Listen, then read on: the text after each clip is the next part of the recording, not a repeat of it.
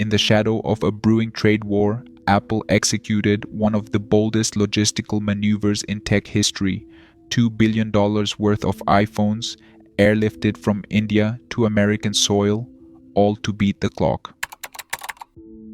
In March 2025, Apple quietly chartered at least 6 cargo jets to transport their most prized product, iPhones, out of India before a 26% US import tariff took effect.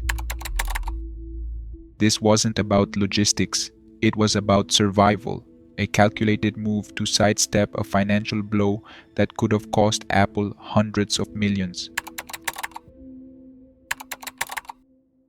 For tech giants, rules are made to be reworked. These moves, though legal, show how the biggest companies use their size to outmaneuver global policy. I think this is a really nice way to just talk naturally together, talk plainly. Let's give it a shot. Now these same iPhones line American shelves sold at premium prices because when tariffs land, the cost gets passed down, not to Apple, but to you. In the high-stakes game of global trade, billion-dollar decisions happen overnight. Apple played their hand and won.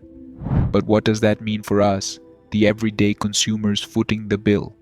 Would you still buy that $1,000 iPhone if you knew it was part of a global chess match? Is this just smart business or something deeper? What do you think? Drop your thoughts in the comments. Should companies be allowed to dodge tariffs like this, or should they be held accountable?